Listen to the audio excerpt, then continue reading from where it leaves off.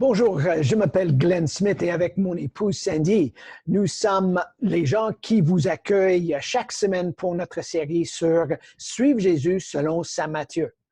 Et aujourd'hui, nous allons faire notre 12e épisode et on est rendu dans le 6e chapitre de l'Évangile de Saint Matthieu.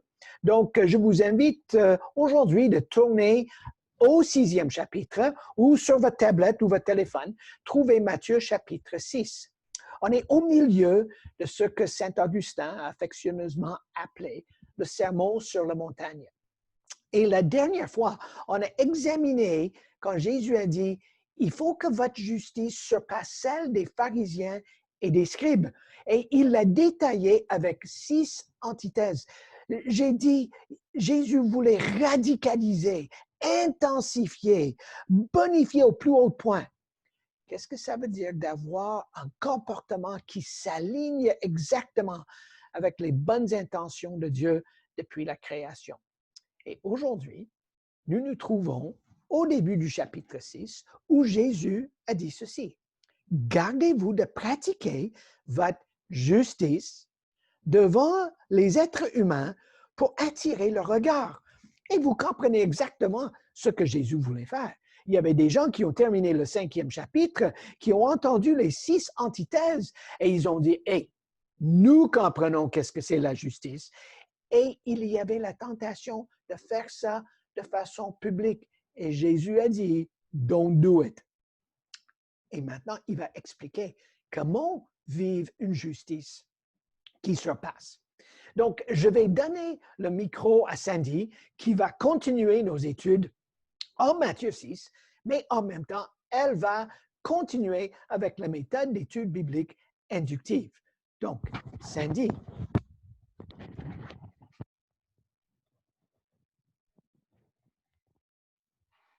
Bonjour, je suis contente d'être de retour parmi vous, de continuer cette étude en Matthieu avec Glenn et surtout de continuer comment interpréter un texte. Nous avons fait plusieurs séances sur l'observation. On a fait la première partie de l'interprétation. La première question, c'est une question de définition. Et maintenant, nous avons l'interprétation. La deuxième question, la relation. Ça veut dire pourquoi ce mot ou cette idée ou thème ou ce paragraphe est ici dans le texte. Nous avons une tendance, surtout en tant qu'évangélique, de prendre nos versets préférés en isolation de son contexte. Et nous allons voir quelque chose qui arrive souvent dans le texte que nous allons étudier aujourd'hui à Matthieu 6. Alors, pourquoi, dans la question de la relation, pourquoi est-ce que Jésus introduit cette chose maintenant? On a vu chapitre 5, que Glenn vient de résumer, et on verra en chapitre 7, il y a d'autres sujets qui sont touchés. Mais en Matthieu 6, il commence en disant, gardez-vous de pratiquer votre justice devant les gens. Ou en Matthieu 5, 17, n'oubliez pas qu'il avait déjà dit, ne croyez pas que je sois venu pour abolir la loi et les prophètes. Je suis venu non pour abolir, mais pour accomplir. Alors, comment accomplir la loi?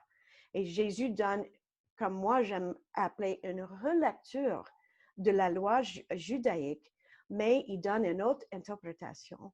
Et nous voulons voir pourquoi est-ce qu'il s'adresse à ces choses une après l'autre.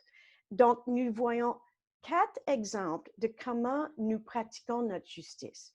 Premièrement, en verset 2, donc, alors vous vous souvenez des conjonctions et jusqu'à quel point ils sont importants. Alors, gardez-vous de pratiquer votre justice devant les gens. Donc, alors voici la relation, le lien avec verset 1. Lorsque tu fais l'aumône, ne le fais pas devant les autres. Mais, autre conjonction, quand tu fais l'aumône, fais-le pour que la main gauche ne sache pas ce que la main droite fait. Alors, ça, c'est le premier exemple de comment nous allons pratiquer notre justice devant les gens, mais en secret.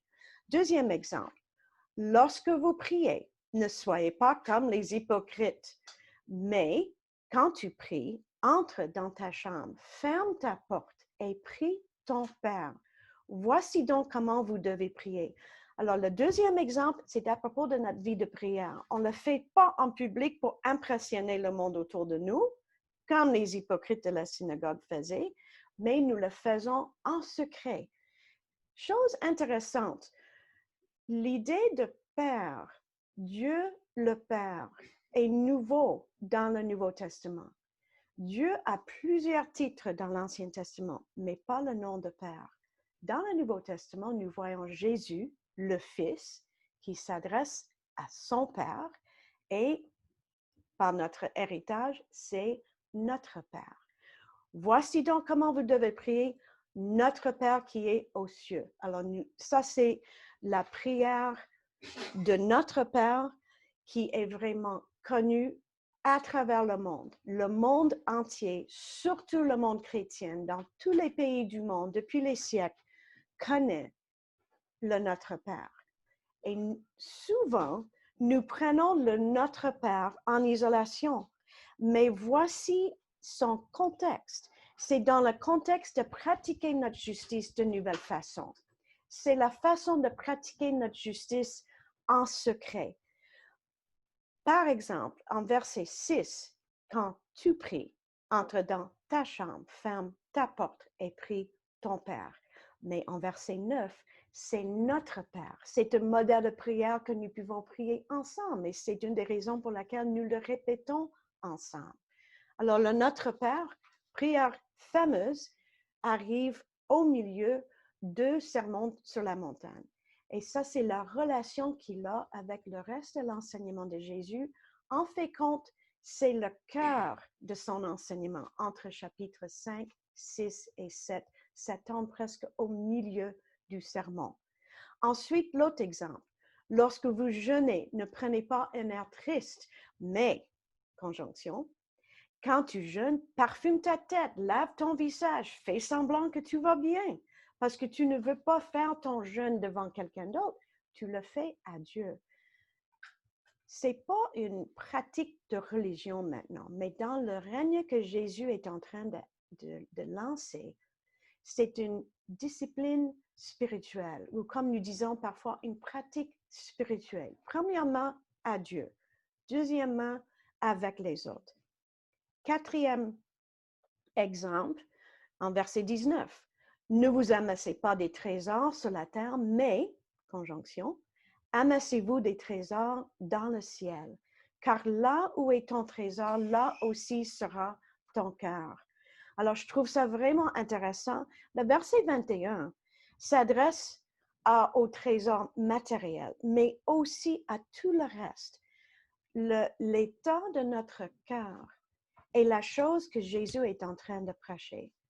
Est-ce que je donne mes aumônes pour impressionner les autres ou est-ce que je le fais comme un acte envers Dieu où personne n'est pas au courant? Quand je prie, est-ce que je prie en privé dans ma chambre à mon Père? C'est vraiment intime. Quand je jeûne, alors c'est intéressant que Jésus continue à promouvoir ces pratiques. C'est pas qu'il voulait pas abolir ces pratiques. Il voulait que ses suivants, ses disciples continuent ces pratiques, mais d'une autre façon. Alors, le jeûne aussi en secret. C'est pas nécessaire que je publie le fait que je jeûne à mes amis. Je le fais comme un acte devant Dieu. Et aussi, ne vous amassez pas des trésors sur la terre. Mes attachements émotionnels et matériels, c'est dans le ciel. Car là où est ton trésor, là aussi sera ton cœur. Nous voyons que dans la question de relation, il faut prendre toutes ces choses, tous ces thèmes ensemble. Il y a une suite d'idées qui soulignent le thème de justice morale, les justices qui sortent de mes vertus personnelles, la justice qui sort de mes disciplines et mon caractère devant Dieu. Alors, je vous encourage de relire chapitres 5, 6 et 7 et chercher les thèmes et les explications de la justice, une chose qui suit l'autre, dans le royaume de Dieu, Dans le nouvel ordre, on cherche le col. Alors, la question de la relation, c'est vraiment la colle du texte. Comment est-ce que ce paragraphe est collé au prochain? Comment est-ce qu'il avait commencé un certain thème en chapitre 5, puis il le finit en chapitre 7? Et quand vous relisez les 3 chapitres ensemble, vous allez commencer à identifier les phrases et les introductions et les thèmes qui sont la colle de ce sermon. Alors maintenant, Glenn va continuer à partir de verset 19.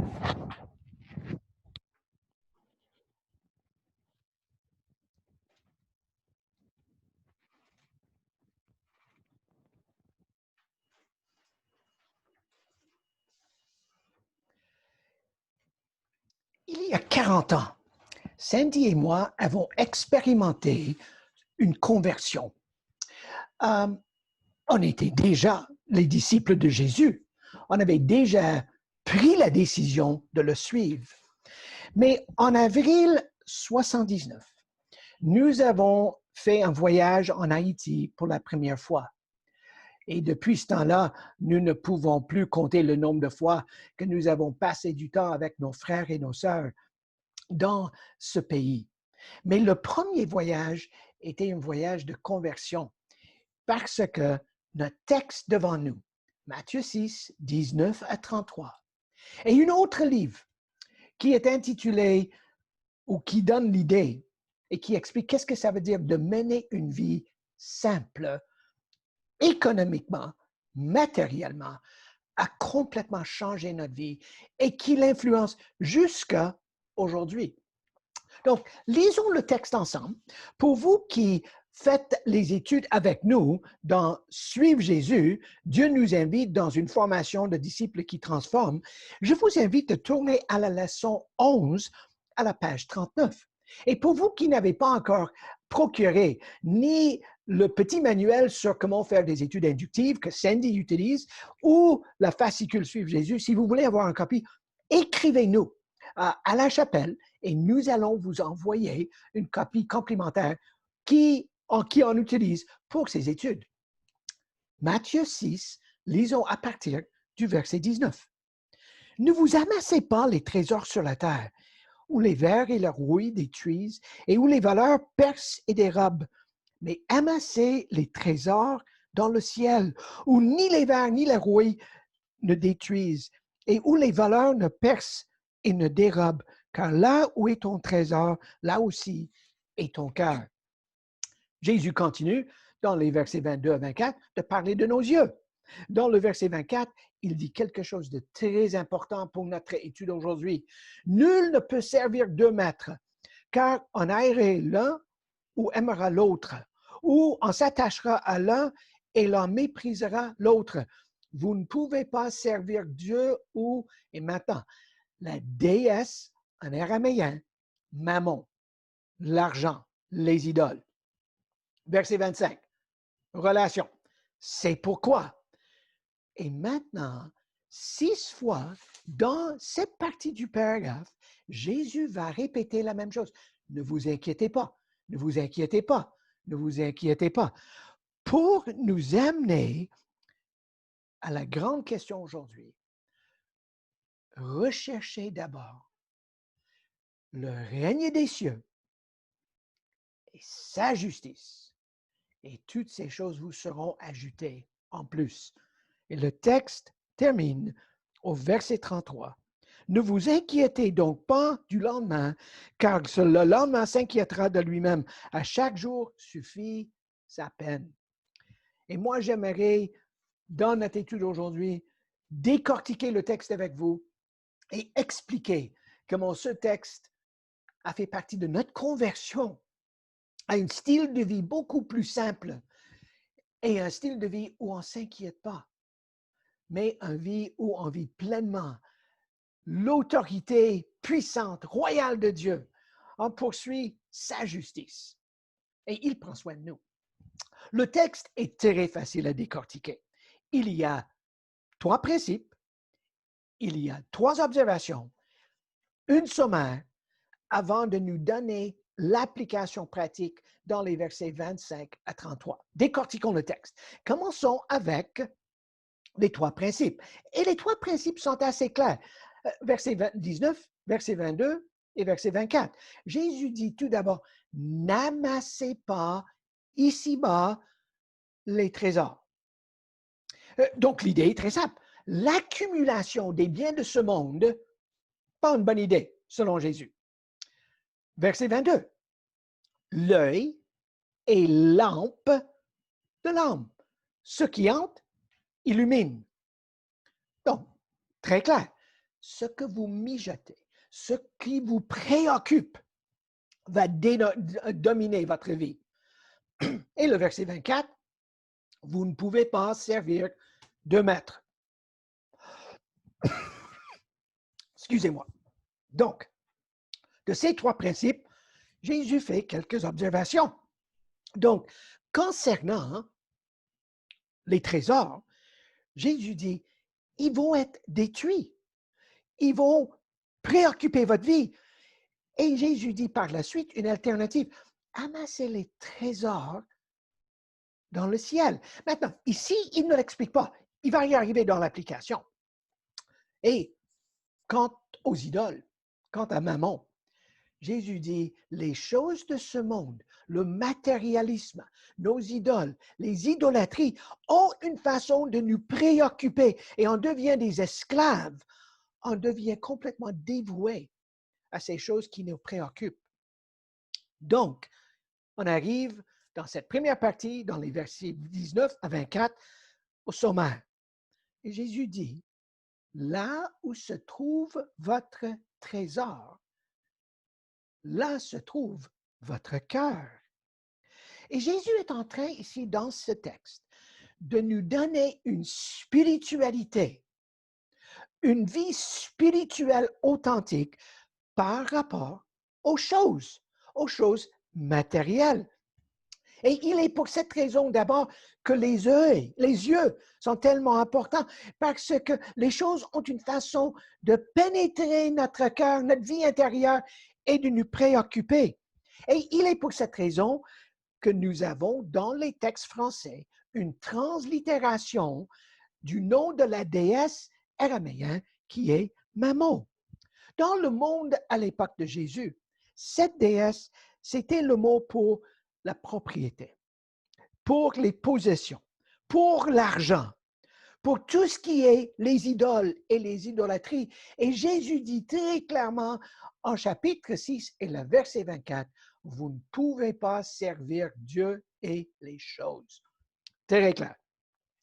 Donc la question, en quittant cette première partie du texte, c'est de poser la question, où se trouvait votre trésor? Ou qu'est-ce qui entre par tes yeux?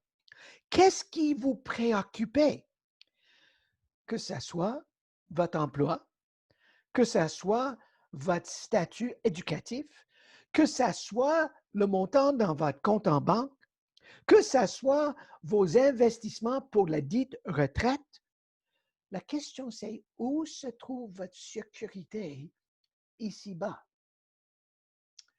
Et maintenant, Jésus tourne la page et il nous donne l'antidote, l'application, si vous voulez, de ce paragraphe, mais aussi depuis le début. Ne pratiquez pas votre justice devant les hommes pour être vu. Donc, y a-t-il des idoles dans votre vie qui vous donnent la crédibilité auprès des gens, qui vous donnent un statut à vous-même? Et maintenant, Jésus va dire à partir du verset 25, par conséquent, on a déjà vu que ça, c'est une des conjonctions les plus importantes pour Matthieu. Il l'utilise souvent. C'est pourquoi? Pour cette raison. Parce que vous ne pouvez pas dépenser votre vie, d'accumuler les biens de ce monde, les attractions de ce monde, les préoccupations de ce monde et servir Dieu en même temps. Vous ne pouvez pas. Et dans le verset 25, le verset 27, le verset 28, le verset 31 et deux fois dans le verset 34, Jésus dit, ne vous inquiétez pas. Et vous voyez, l'antidote au matérialisme, hein, l'antidote à accumuler les biens, de amasser les créances qui donnent le statut. Jésus dit, ne vous inquiétez pas. Mais voici ce que je trouve fascinant. À partir du verset 25, Jésus va mentionner la nourriture, le boisson, les vêtements et votre corps. Pour ainsi dire, il va tourner le regard, pas de nos réels, pas de nos diplômes, pas de notre cahier de charges, pas de ce que nous avons gagné de ce monde, mais sur les besoins primaires de la vie. Et quant à la nourriture, verset 25, Jésus nous donne un impératif. Regardez les oiseaux. Dans notre cour en arrière chez nous, l'autre jour, je regardais un pic-bois. Il était dans l'arbre de notre cour en arrière. J'ai été fasciné comment le pic-bois a pu, avec le pic, il a pu trouver son essentiel. Et quant à la nourriture et le regard des oiseaux, Jésus dit, Dieu les nourrit. Quant au corps, Jésus dit les choses. Vous ne pouvez pas ajouter 2 secondes à votre vie. Vous ne pouvez pas vous faire croître quelques millimètres. Pourquoi? Parce que Dieu vous connaît. Et quant aux vêtements, il dit, regardez les lilas. Ils sont mieux vêtus que même le roi Salomon. Pourquoi? Parce que Dieu prend soin de vous. Donc, la question ici, quant aux besoins primaires, c'est que Dieu nourrit, Dieu vous connaît et Dieu prend soin de vous. Et ensuite, il dit, oh, vous qui avez si peu de confiance en moi. Et notre souci, nos soucis manifestes sont une expression de notre confiance en Dieu de prendre soin de nous. Donc, Jésus, dans le verset 31, répète exactement ce qu'il a dit au verset 25, « Ne vous inquiétez pas ». Et lorsqu'il arrive au verset 32 maintenant, il va dire quelque chose de très offensif pour ses disciples et son auditoire. Il dit, les nations sont préoccupées par le matérialisme, par la hyperconsommation. Ils sont préoccupés par les besoins primaires. Êtes-vous comme eux? Êtes-vous un simple païen? Et quel juif veut être accusé de cela? Mais vu que nous ne sommes pas dans ce contexte du deuxième temple, c'est comme Jésus dit, est-ce que vous êtes un simple consommateur? Est-ce que vous êtes un simple matérialiste? Est-ce que c'est ça qui vous définit? Et le point qu'il veut faire, c'est que le Dieu qui nourrit les oiseaux, le Dieu qui vête les lilas, c'est le Dieu qui vous connaît, il perçoit, il vous connaît, il prend soin. Et il est pour cette raison, on arrive au verset 33.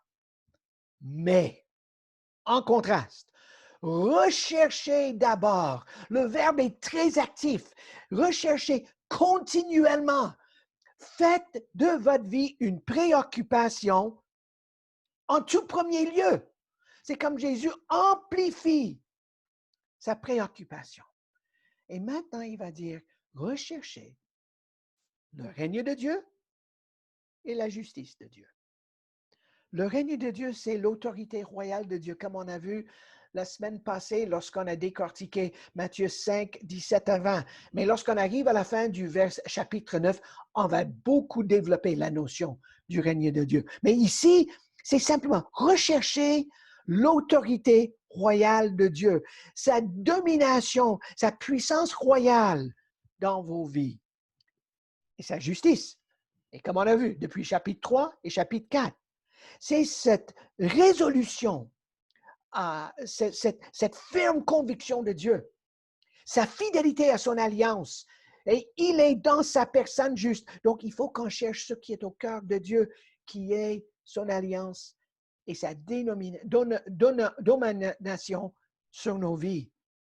Et il dit, quand vous faites du règne de Dieu et la justice, votre préoccupation, toutes ces choses, nourriture, corps, boisson, vêtements. Il va ajouter au-delà de ce qu'on peut anticiper. Donc, le texte termine, verset 34, ce que Jésus a déjà dit dans le verset 25, le verset 31. Ne vous inquiétez pas. Donc, ce paragraphe qui commence avec cette idée de ne pas pratiquer votre justice comme selon les païens, comme selon les gens autour de vous, mais une justice qui est intériorisée par notre prière, notre aumône et par notre jeûne, et maintenant avec nos choses. Le texte nous dit de ne vous inquiéter pas. Mais en même temps, il faut replacer cette préoccupation par les principes de la justice de Dieu et son autorité dans nos vies et dans notre monde. Donc, moi, j'aimerais terminer avec une application à 3 niveaux. Parce que c'est très facile de dire, oh, ne vous inquiétez pas, ne vous inquiétez pas, ne vous inquiétez pas. Mais comment ne pas s'inquiéter? OK, je retourne à ma conversion. Lorsqu'on était en Haïti et on était confronté par la pauvreté absolue dans ce pays et qui n'a guère changé depuis 40 ans, Sandy et moi avons pris la ferme résolution de vivre simplement, qui veut dire que nous vivons en dessous de notre niveau de revenu. Ce qui entre dans la maison, on ne vit pas sur ce niveau, mais on vit en dessous afin d'être très libéral dans nos dons envers, par exemple, la chapelle. On essaie toujours d'être très généreux envers les œuvres de charité, d'être impliqué dans notre ville avec les institutions culturelles. Nous essayons d'être les gens qui vivent d'une façon simple. Mais ça veut dire concrètement, deuxièmement, qu'il faut avoir un budget où plus d'argent est donné aux causes du règne de Dieu et la justice qui est utilisé par la cause de Glenn et Sandy. Donc, il faut revoir le budget. Mais troisièmement, donc, il faut vivre simplement. Il faut avoir un budget où on est libéral dans nos dons. Mais finalement, il faut dire non à l'accumulation des choses de ce monde. On s'est toujours donné le mandat depuis notre mariage il y a 44 ans, que lorsque nous voulons ajouter quelque chose à la maison, lorsque nous voulons acheter quelque chose de très dispendieux, de nous donner 72 heures avant de prendre la décision finale. Peut-être on voit quelque chose, on aime quelque chose. Oh, il faut, on dit, oh, on a besoin de ça. OK? Si le montant dépasse et on se donne un montant, on dit, OK, avant de faire l'achat, on va attendre 72 heures, juste pour être certain que ce que nous voulons accumuler, acheter, s'accorde avec notre style de vie. Pour ainsi dire, on essaie de choisir Dieu et pas mammon. Une de mes préoccupations en tant que pasteur et en tant que missiologue et enseignant, c'est que l'hyperconsommation de notre culture est atroce. Et une marque distinctive de ceux qui vivent par la foi, comme Jésus a bien indiqué en chapitre 5, c'est de ne pas être absorbé par les choses de ce monde. Donc, je vous invite de contempler. Ne vous inquiétez pas, mais de ne pas s'inquiéter. 3 choses. Vivre simplement. Vivre selon un budget et en dessous de votre niveau de revenu. Et de dire non à l'accumulation. Mais je sais que je vous parle pendant une crise économique. Et beaucoup d'entre vous ont perdu votre emploi. Vous êtes sur le chômage. D'autres parmi vous avaient eu beaucoup de difficultés de se réorienter dans votre métier, votre vocation, et peut-être vous vivez sur le bien-être social. Mon cœur est attristé pour vous. Et si vous voulez en parler plus de comment vivre lorsque les conditions économiques sont telles qu'elles sont, n'hésitez pas de communiquer directement avec moi et nous pouvons en parler parce que chacun de nous a une situation des fois précaire et différente des uns des autres. Et voici ce qui est important. Ne vous inquiétez pas. Le Dieu souverain, il vous connaît. Il prend soin de vous. Il tient compte de vous. Il vous nourrit. Et ce Dieu veut que nous vivons selon sa justice et son autorité royale. Prions ensemble. Seigneur, nous te remercions pour l'évangile de Saint Matthieu et ce paragraphe que nous avons étudié aujourd'hui. Et nous te demandons de remplir nos soucis et nos tracas par les choses de ce monde, par une préoccupation avec ta justice et ton autorité. Et nous voulons que tu tires toute la gloire, tout le crédit de nos vies et de nos communautés. Et on prie ceci au nom de Jésus. Amen. Bonne journée.